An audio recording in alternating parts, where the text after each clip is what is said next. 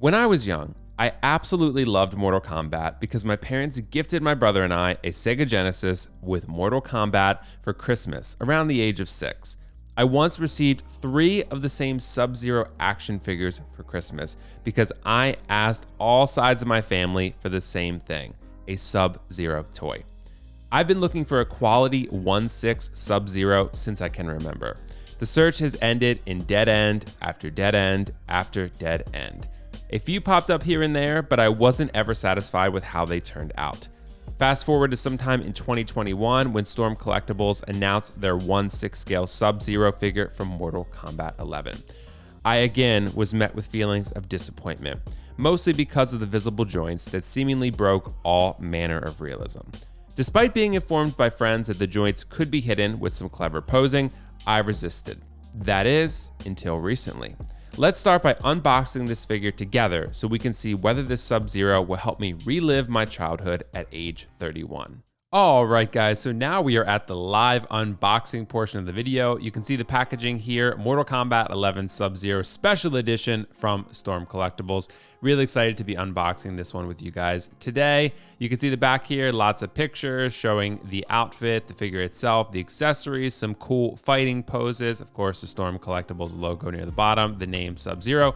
The box is not dusty. They all look like that. They're just kind of weathered and sort of, I guess, gritty, sort of battle damage, kind of dirty looking, which I think is kind of cool. The Scorpion box had the exact same thing. It's definitely not anything that's dusty that came from Bandai or, from, my house or anything like that. So everything looks good there. You can see here, here's the inner packaging. Sub-Zero is nicely and safely packaged there. You can see lots of cool stuff to be showing you guys, but man, I was really excited when I unboxed this guy because Sub-Zero is just a very important character to me. More on that a little bit later, but let's take a look. Our first look at the figure. You can see the packaging, the wrappings, all there protecting the figure. However, didn't stop it from one thing happening. There's a stain on the right shoulder, which you will see. It's a little small black fabric stain, but that head sculpt right away, guys. Wow. Really, really impressive. Very similar to Scorpion, obviously just blue.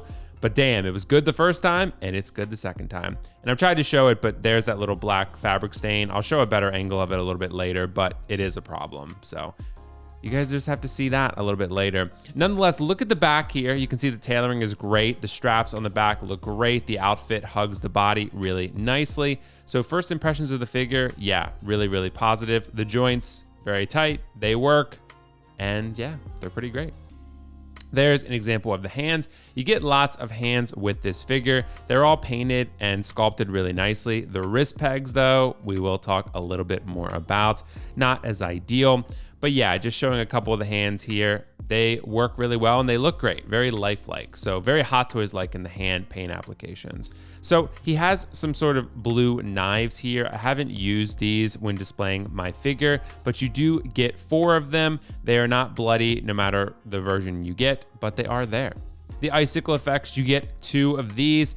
Your hand, the Sub-Zero's hand rather, sort of slides in there. The fingers do, and it's really nice. You get 2 of them, so you could have them doing both in both hands. There is the axe, the ice axe, the frozen axe. Very, very cool accessory. I will be showing you in a couple seconds the bloody version as well. The bloody version is my favorite, but the axe is a really, really cool accessory. You can do a lot with it, with your posing. It just depends how much you want to hide those joints and make them invisible compared to visible. But the paint applications, first impressions, wow. Look at the skull, guys. Bloody skull. Also, amazing first impressions. Love the paint apps on this. Special edition is worth it and no extra cost. You get these bloody accessories. There's the regular frozen skull. Also really, really cool if you want to go that route. But if you have the bloody one, might as well use that. Here's the base. More on that later. But guys, thank you so much for watching this unboxing. Let's get back to the rest of the video. Storm Collectibles has done a good job with this Sub-Zero figure. Visible joints aside, this figure is fantastic. I'm going to start with the negatives because there are obstacles to me reliving my childhood that I faced straight out of the box. The first being the visible joints. I was aware these existed prior to purchasing, but it does limit the amount of poses I can pull off while simultaneously hiding said joints. Realism is important to me, so his elbows will always stay bent on my shelf. Secondly, my Sub-Zero arrived with a black stain on the right shoulder. This is likely due to the black undershirt. My Storm Collectibles Scorpion figure has a stain in almost the exact same spot on the same arm. I would highly advise you to consider this issue prior to purchasing this figure, but I will say it's not the end of the world since I can kind of cover the area with some clever posing. I'm currently working out a replacement with Bandai, so more to come on that in the future possibly. Another slight annoyance with this figure is the wrist peg system.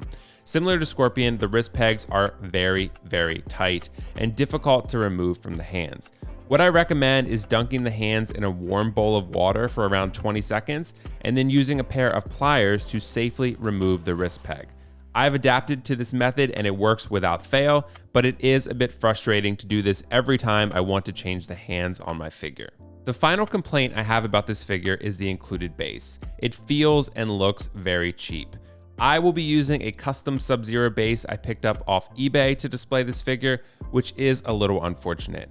Every time I purchase a figure and I have to buy an additional base to properly display it, it's disappointing. I hope Storm Collectibles can improve their bases in the future by delivering something that more adequately meets industry standard. If we're considering the positive aspects of this Sub-Zero figure, there are several. The first being the head sculpt. This is the same exact head sculpt that comes with the Scorpion figure, but it is repainted to recapture the likeness of Sub-Zero. It is really a beautiful sculpt that looks just like the Sub-Zero I remember, making the most important characteristic of all, likeness to the character, a win. The second and third wins are the tailoring and the articulation. This is a very well engineered and tailored figure. With the nature of the fabric, you can articulate the body to do pretty much any pose you would like, and the outfit can easily accommodate it. The tailoring is perfect and fits the body in a way that looks natural and maintains the personality of the character. When the visible joints become no longer visible, this figure looks alive, and that makes me very happy as a longtime fan of the character of Sub-Zero. The accessories are somewhat minimal, but excellent. I picked up the special edition that includes a bloody frozen axe and a bloody skull and spine. Both of these accessories have excellent paint applications and are absolutely worth the price of admission. I currently have Sub-Zero holding the bloody skull and it looks awesome. The frozen icicle simply attached to the hand by sliding the fingers into the designated holes, akin to a Hot Toys Doctor Strange or something similar. I would have liked to have seen a smaller icicle accessory that allows for more variety in posing, but these are satisfying my childhood needs for now. Now that I've picked up, posed, and experienced the Storm Collectibles Sub-Zero, how do I feel? Well, for the longest time, I've stated that I could never display a figure with visible elbow joints as it ruins immersion and realism. I've grown, slightly. I would argue that if the joints can be hidden, I am willing to display a jointed figure provided it's a character that means a lot to me. Sub-Zero qualifies as he was an important and very memorable aspect of my childhood. Nostalgia is a huge motivator for collectors in the first place, and this Sub-Zero figure certainly checks that box for me. There are a few downsides to the figure, but I feel the upsides outweigh them. I think this figure looks fantastic on a shelf, and due to the nature of the character's personal meaning to me, I consider it a personal grail, making it one of my favorite figures in my collection.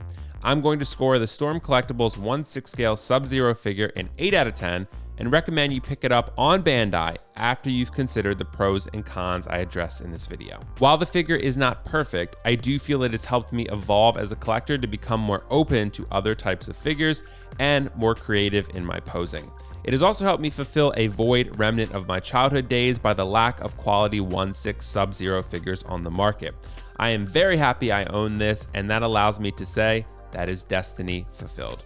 Thanks for watching. Please don't forget to like the video, subscribe for more content like this, and click that notification bell to be notified of future content. I'll see you in the next video.